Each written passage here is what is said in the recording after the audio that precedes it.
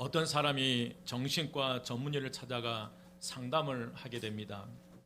그는 절망과 낙심 상태였습니다. 전문의는 그에게 이렇게 처방을 내렸습니다.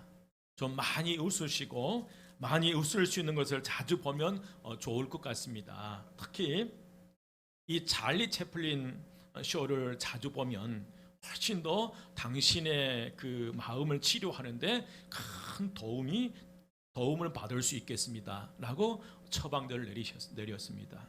그때 잠시 머뭇거리던 이 상담받는 사람이 의사 선생님, 내가 바로 찰리 채플린입니다 라고 얘기를 한 것입니다.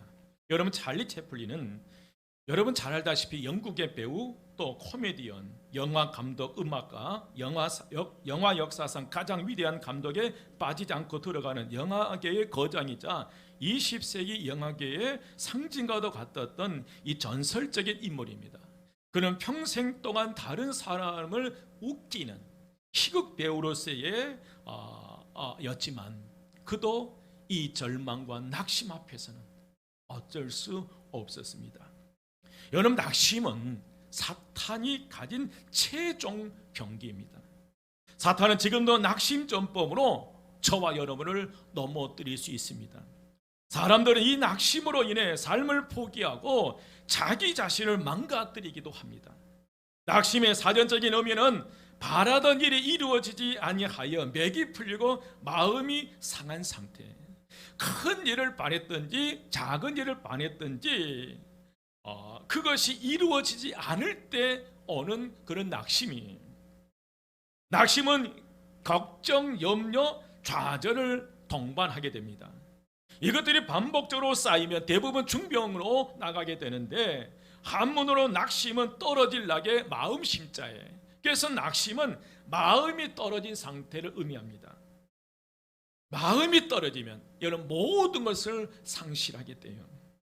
지금 어쩌면 오늘 저와 여러분의 마음속에서도 이 낙심이라는 단어가 우리의 중심에 자리 잡고 있을 수 있어요. 저도 나도 모르게 계속 낙심에 사로잡힐 때가 있습니다. 그러면 나도 모르게 찾아온 이 낙심을 우리가 어떻게 극복할 수 있을까? 낙심을 극복할 수 있는 길은 무엇일까? 정말 감사하게도 우리 주님께서 정확하게 우리에게 정답을 주십니다. 오늘 예수님께서 우리에게 정답을 주시는데 1절 말씀에서 항상 기도하고 낙심하지 말라 했습니다. 여러분, 여기서 사용된 낙심이라는 단어는 원래 에카카오라는 단어인데 완전히 기운을 잃어버리다, 또 낙심하다, 절망하다 라는 그런 의미예요. 이걸 신앙적으로 말하면 간절히 기도했지만 기도가 이루어지지 않아서 낙담함으로 기도를 게을리하거나 아예 기도를 낙심해서 포기해버린 상태. 뭔가 하나님 앞에 나와서 기도하고 간절히 기도했지만 그 기도가 지연되고 이루어지지 않을 때 오는 낙심으로 기도 생활을 포기해거나 아니면 신앙생활을 접어버리거나 아니면 기도를 게을리하는 상태. 이게 오늘 이 에카카오라는 단어의 의미예요. 그래서 예수님은 누가복음 17장 22절부터 노아의 때와 롯의 때를 예를 들어 마지막 날에 일어날 일들을 소개하면서 그 일들을 말씀하시면서 인자가 다시 올 때까지 항상 기도하고 낙심하지 말아야 할 것을 말씀하세요. 인자가 오실 때까지, 주님이 재림하실 그때까지 우리가 살아가면서 실망할 일들이, 낙심할 일이 쌓여 있다는 거예요. 우리 신앙인들이 신앙으로 살아갈 때에 낙심한 일들이 쌓여 있다는 거예요. 그래서 인자가, 주님이 오시는 그날까지 항상 뭐하며? 기도하며 낙심하지 말아야 할 것을 교훈하시기 위해서 오늘 비유의 말씀으로 우리에게 은혜를 주셔요. 여러분, 비유의 내용은 무엇입니까? 어떤 도시에 하나님조차 두려워하지 않고 사람을 무시하는 한 재판관이 있었어요. 또한 그 도시에 한 과부가 있었는데 자주 그 재판장에게 가서 자신의 원한을 풀어달라고 하소연하게 됩니다. 하루 이틀도 아니고 매일매일 반복해서 찾아가서 자신의 원한을 풀어달라는 거예요. 어느 날 불의한 재판장은 이런 생각이 들었어요. 내가 하나님을 두려워하지 않고 사람을 무시하는 사람이지만 이 과부가 나를 번거롭게 하니 내가 그 원한을 풀어줘야 되겠구나. 그렇지 않으면 늘 와서 나를 괴롭게 하리라. 그리고 나서 이 불의한 재판관은 그 과부의 원한을 풀어주게 됩니다. 여러분, 이 과부가 힘들 때, 괴로울 때, 아플 때 참 잘한 것이 있었어요. 재판장이 자기 말도 안 듣지, 자기를 알아주는 사람도 없지, 속에는 원한이 끓어오르지, 이 과부가 할 수 있는 게 뭐일 것 같아요? 여러분, 그냥 울어버린 것밖에 없어요. 여러분, 우리가 어떤 기도가 가장 좋은 기도일 것 같아요? 유창한 말로 하는 기도입니까? 조목조목 논리를 따져가면서 하는 기도가 훌륭한 기도입니까? 여러분, 성경을 들먹이며 하나님과 입씨름하는 기도가 좋은 기도입니까? 여러분, 아니에요. 하나님도 어쩔 수 없는 강펀치의 기도가 있어요. 그 기도가 바로 우는 기도입니다. 어떤 기도? 우는 기도예요. 여러분, 자녀가 우는데 부모가 어찌할 도리가 없잖아요. 때를 써버리는데 어찌할 도리가 없을 때가 있잖아요. 하염없이 아무 말 없이 그냥 울기만 하는 기도, 이 기도가 하나님의 마음을 움직이신다는 거예요. 여러분, 창세기 21장에 아브라함이 후처 하갈에 대한 얘기가 나옵니다. 사라의 권위로 아브라함이 후처가 될 때까지만 해도 하갈에게는 아무 문제가 없어요. 그런데 문제는 어디서 생기냐면 이스마엘이라고 하는 아이를 낳을 때부터예요. 하갈을 권해서 이스마엘을 낳게 한 사라가 이제 자신이 이삭을 낳자마자 하갈을 미워하고 멸시하기 시작해요. 결국 하갈은 떡과 물 한 죽 부대를 가지고 그 집에서 쫓겨나요. 이때 하갈은 아마 큰 상처를 받았을 것이고 인간에 대한 배신감을 느꼈을 거예요. 그런데 이 하갈이 참 잘한 게 하나 있어요. 그게 뭐냐면 그 아픈 상처를 갖고 아브라함과 사라와 싸우지 않고 하나님께 나와 울면서 통곡했다는, 기도했다는 거예요. 어린 핏덩어리를 데리고 광야로 나와 하나님 앞에 울면서 기도하는 거예요.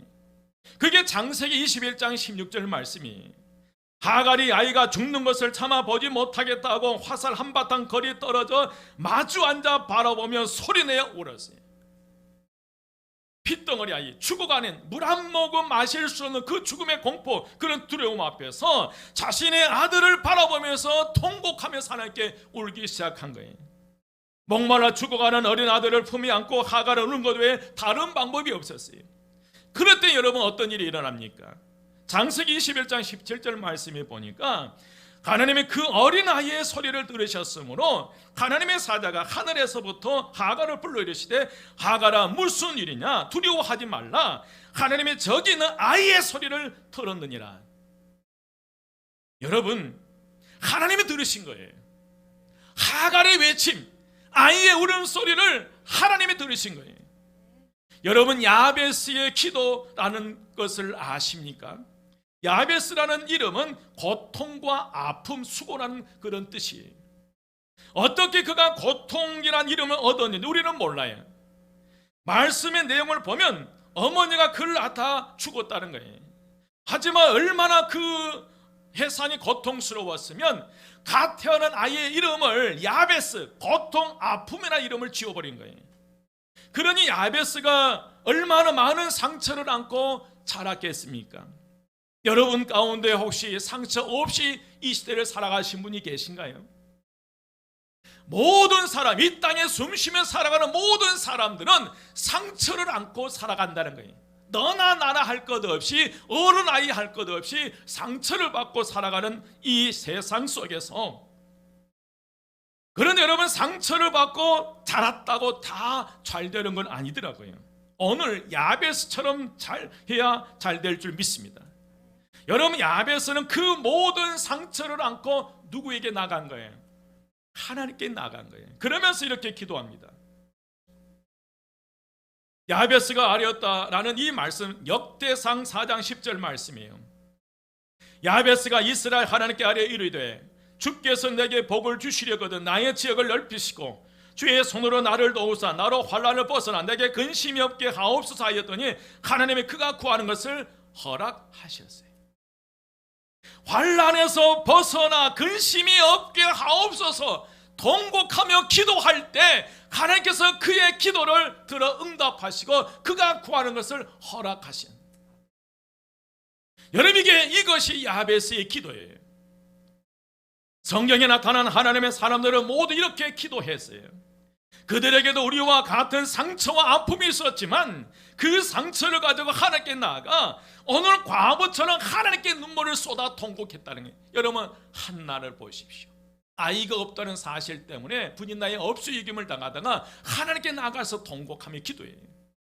여러분, 히스기야를 보십시오. 이사야 선지자를 통해서 내가 3일을 넘기지 못하고 죽는다라는 이 죽음의 메시지를 들었을 때 그가 할 수 있는 것은 이 말을 벽을 향하여 하나님 앞에 눈물로 기도할 수밖에 없었어요. 그때 이사야 선지자가 다시 돌아와서 하나님의 눈물과 기도를 들으셨다.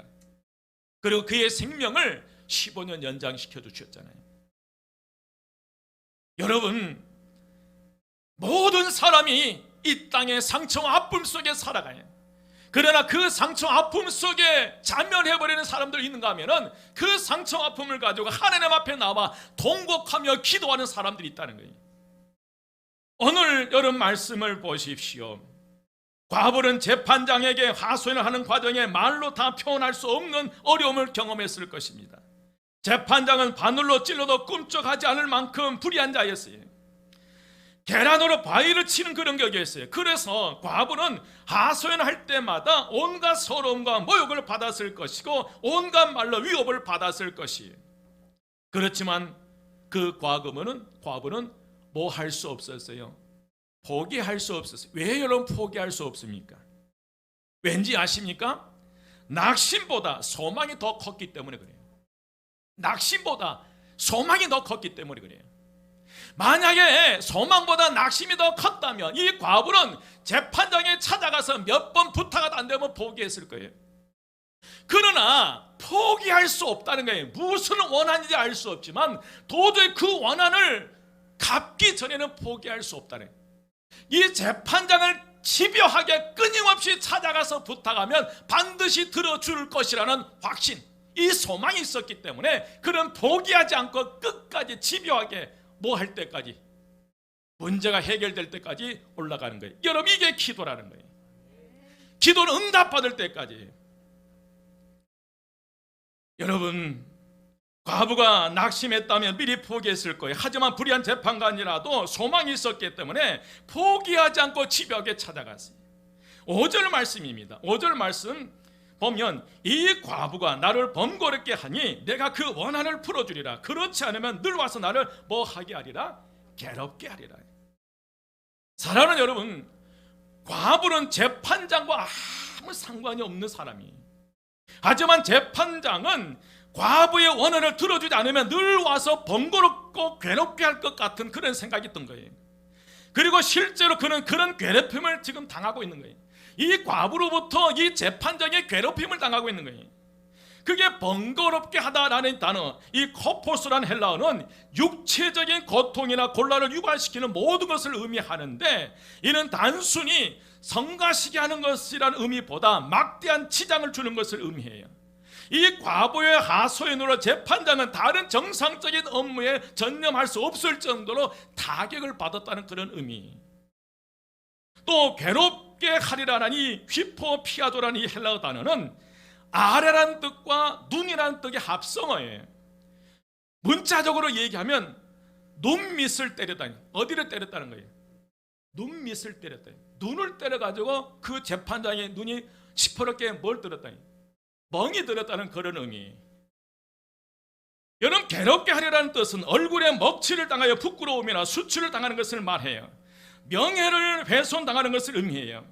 하나님조차 무시하는 이 재판장은 과부의 필사적인 탄원의 결과로 자신의 일에 타격을 주고 그로 인해 자신의 명예가 실추될 것을 두려워하여 결국 그 과부의 하소연을 들어줄 수밖에 없다는 거예요. 이게 오늘 비유의 말씀이, 집요하게 쫓아가니까 이 재판장이 번거롭고 괴로운 거예요. 일상의 삶에 지장이 있는 거예요. 그 정도로 이 과부는 집요하게 쫓아갔는데 그 원한이 뭐 할 때까지? 풀릴 때까지. 여러분 6절에서 8절 말씀이에요. 6절에서 8절 말씀에 보면 불의한 재판관이 말하는 것을 들으라.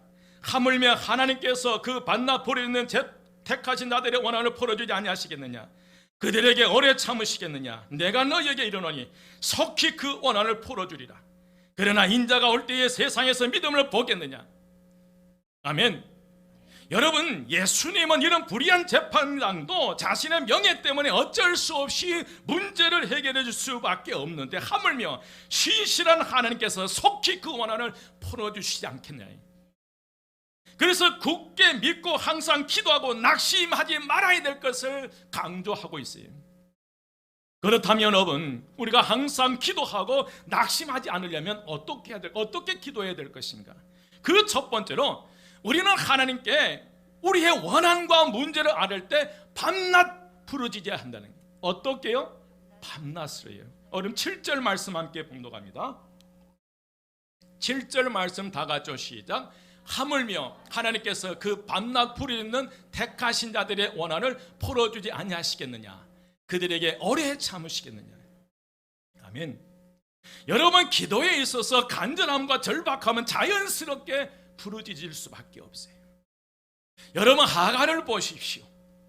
물 한 모금이 없어도 죽어가는 자신의 핏덩어리를 손에 안았을 때 저절로 통곡이 나오는 거예요. 절박함과 이 간절함은 자신도 모르게 부르짖게 돼 있대. 살려달라고 아우성칠 수밖에 없다는 거예요. 우리는 절박한 순간에 살려달라고 아우성칠 수밖에 없습니다. 하나님 아버지의 택함을 입은 자녀로서 하나님께 예언하는 그런 태도예요. 이런 마음이 있을 때에 밤낮으로 부르짖게 된다는 거예요. 항상 기도하게 되는데 이렇게 기도하면 그 원한을 풀어주시겠다는 거예요. 하나님 밤낮 부르짖는 자녀들의 기도를 오래 참지 않고 들어주시리라 믿습니다.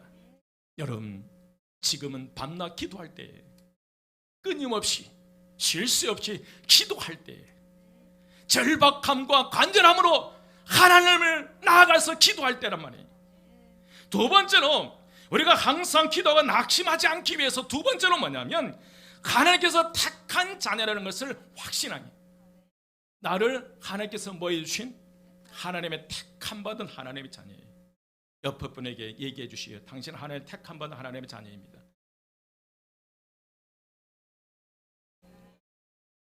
여러분 기억하셔야 돼요. 아무리 코로나 팬데믹이 로 인해서 어려움이 있지만 그래도 여전히 우리는 하나님의 자녀예요. 여러분, 우리 가정이 아무리 예를 들어서요, 전혀 어려움이 없습니다. 예를 들어서 우리 가정에 어려움이 있다고 해서 우리 자녀들이 내 자녀가 안 되는 거 아니에요. 어떤 어려움이 있더라도 여전히 우리 자녀들은 내 자녀예요. 우리 자녀예요. 여러분, 내가 지금 어떤 질병, 어떤 어려움, 어떤 환난, 고통 속에 있다 할지라도 여전히 우리는 하나님의 택한 번 하나님의 자녀인 줄 믿습니다. 오늘 7절 말씀에 보면 그 밤낮 부르짖는 택하신 자들의 원한을 풀어주지 아니하시겠느냐? 그들에게 오래 참으시겠느냐? 아멘. 여러분, 성도를 두고 예수님은 택한 자라고 표현했어요. 하나님의 택하신 자들은 구약 성경에서는 이스라엘 민족을 상징해요. 이스라엘 민족을 명칭이었지만 그러나 여기서는 믿음과 돌이킴으로 하나님께 응답함으로 그분의 사랑과 자비를 입은 모든 신자예요. 예수 그리스도를 주님으로 고백하는 모든 성도들이 오늘 저와 여러분 이 성전에서 예배 드리는 우리를 포함해서 병실에서 가정에서 예배 드리는 모든 그리스도인은 하나님의 택한 번 하나님의 자녀인 줄 믿습니다. 여러분, 그러므로 택한 자들의 부르짖는 기도를 하나님께서 응답해 주시어요. 누가복음 12장 7절 말씀에 너희에게는 심지어 머리털까지도 다 세신바 되었나니 두려워하지 말라. 너희는 많은 참새보다 귀하다니. 머리털 하나까지 알고 계신 하나님께서 분명하게 우리에게 두려워하지 말라. 참새보다 너희는 더 귀하다니. 이런 분명한 믿음의 확신이 있어야 될 줄 믿습니다.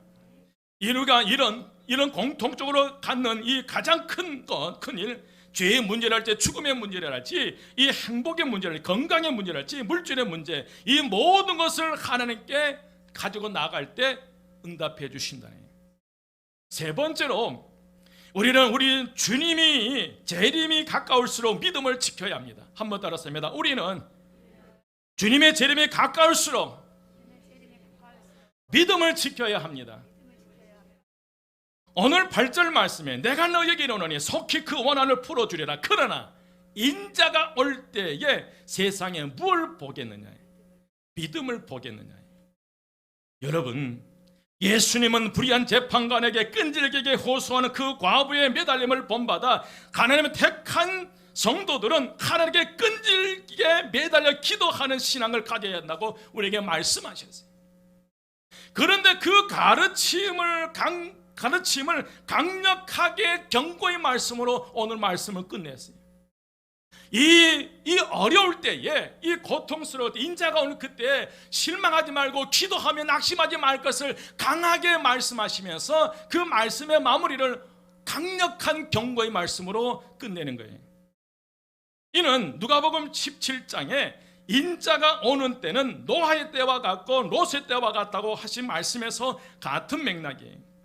노아의 시대에도 노아와 7 식구 외에 세상 사람들 모두가 다 하나님의 심판의 메시지를 믿지 않고 홍수 나기 직전까지 세상 일에 몰두하다가 이 방주의 문이 닫히고 하늘의 창이 땅의 창문이 열려서 홍수가 비가 쏟아지기 시작하는 그때 하나님의 심판이 시작됩니다. 하나님의 심판이 임박했고 하늘의 창문이 열리고 비가 쏟아지는데 그때까지 그 심판의 의미를 알지 못하고 세상 일에 몰두하는 그런 모습이, 여러분 소돔과 고모라 성에도 하나님의 심판이 있을 것을 전혀 모르고 악을 행하다가 유황불의 심판을 받아서 오직 롯의 가족들만 천사의 손에 들려 이끌려 나와 멸망을 피하는 것을 봅니다. 이처럼 여러분 종말에 가까워져서 코로나 바이러스의 재앙처럼 여러 징조들이 보일지라도 세상 사람들은 믿지 않고 더욱더 완악한 그런 마음을 갖게 되는데, 또한 성도들은 억울함을 호소하면서 하나님의 간섭해 주심과 역사해 주심이 응답이 지연되자 믿음이 식어지고 기도가 식어지고 세상과 타협하고 배교하는 사람들이 점점 더 늘어날 거란 말이에요. 여러분 보십시오. 세상 속에 그리스도인이라고 하면서 하나님 믿는 사람이라고 하면서 그들의 모습을 보십시오. 세상과 야합하고 배교하는 그런 사람들이 점점 더 늘어날 거란 말이에요. 그래서 주님께서 분명하게 저와 여러분에게 말씀하셔. 인자가 올 때에 세상에서 믿음을 보겠느냐, 세상에서 믿음을 보겠느냐. 사랑하는 여러분, 우리들은 주님의 이 단식 어린 경고의 말씀을 마음에 새겨야 할 때란 말이에요. 말세가 가까워질 때에 우리의 믿음을 도둑질하는 수많은 압박과 시험이 몰아칠 텐데 이것들을 끝까지 이길 수 있도록 마음을 단단히 우리가 단단히 먹어야 한다는 거예요. 그러므로 우리들의 말세의 세상을 이기고 끝까지 우리 믿음을 지켜갈 수 있기 위해서는 어떤 경우에도 하나님께서 그 택하신 백성들의 억울함을 풀어주시고 끈질긴 기도를 반드시 응답해 주신다는 확신을 가지고 계속해서 기도하며 낙심하지 말라는 거예요. 이게 오늘 말씀이에요. 인자가 오는 그날까지, 주님이 오시는 그날까지 낙심하지 말고 기도하며 끝까지 견디고 이기면서 믿음을 지키라는 거예요.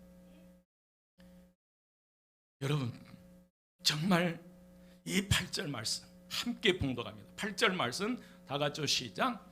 내가 너희에게 이르노니 속히 그 원한을 풀어주리라. 그러나 인자가 올 때에 세상에서 믿음을 보겠느냐 하십니다. 인자가 올 때에 세상에서 믿음을 보겠느냐. 점점점 시대는 어려워지고요. 재앙이 임박한 일때에 성도들의 신앙의 믿음이 식어가는, 여러분 다시 한번 믿음을 회복하시기를 주 이름으로 축원드립니다. 주 이름으로 축원드립니다. 여러분 이기십시다. 지켜내십시다. 이제 말씀을 마칩니다. 사랑하는 여러분, 예수님께서 6절에서 불의한 재판관이 한 말을 들으라 라고 말씀하셨어요. 여러분 6절 말씀이에요. 6절 말씀만 주께서 또 이러시되 불의한 재판관이 말하는 것을 뭐 하라는 거예요? 들으라. 이 재판관을 통해 주신 경고의 말씀을 들으라고 말씀하셨어요. 우리들은 기꺼이 우리의 기도에 귀를 기울여 주시고 그 간구에 가장 좋은 곳을 응답해 주시기를 항상 준비하고 계신 좋으신 하늘아버지가 계신다는 것을 기억하여만 살아가야 돼요. 끈질기게 기도하는 자는 반드시 응답받으리라 믿습니다. 예수님은 마태복음 7장 11절 말씀에서 기도하라고 하시면서 하물며 하늘에 계신 너희 아버지께서 구하는 자에게 좋은 것으로 주시지 않겠느냐.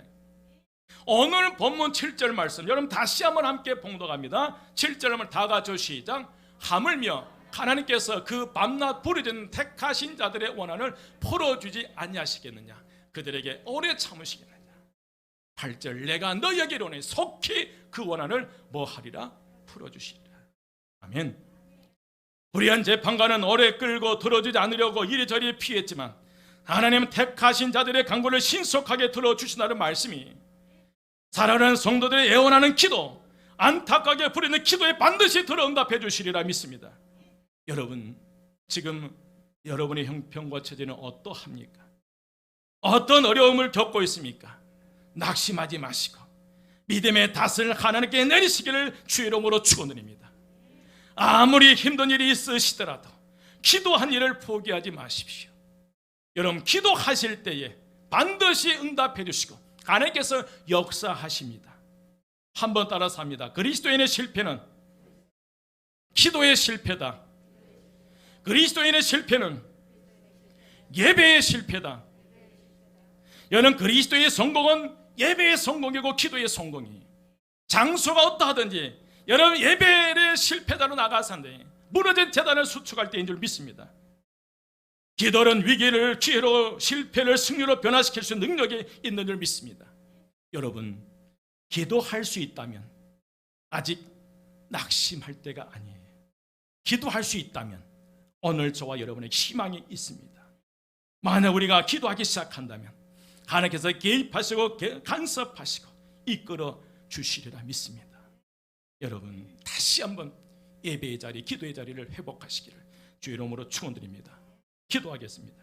지금은 목숨을 버려 자신을 희생하심으로 구원의 축복을 주신 예수 그리스도의 크신 은혜와 구원받은 자녀들에게 어제나 오늘이나 영원토록 동일한 모습으로 안아주시는 하나님의 사랑과 우리의 삶의 방향을 선하게 인도해 가시는 성령님의 역사하심이 오직 믿음으로 얻게 되는 구원의 선물을 감사하며 올해 2022년 사순절을 하나님 안에서 보내기로 다짐하고 결단하는 저희 모든 성도들 머리 위와 세상 속에서 끈질기게 기도하며 하나님 영광들이 원하는 저희 모든 성도들 머리 위에 지금부터 영원까지 함께 하시기를 간절히 축원드리옵나이다. 아멘.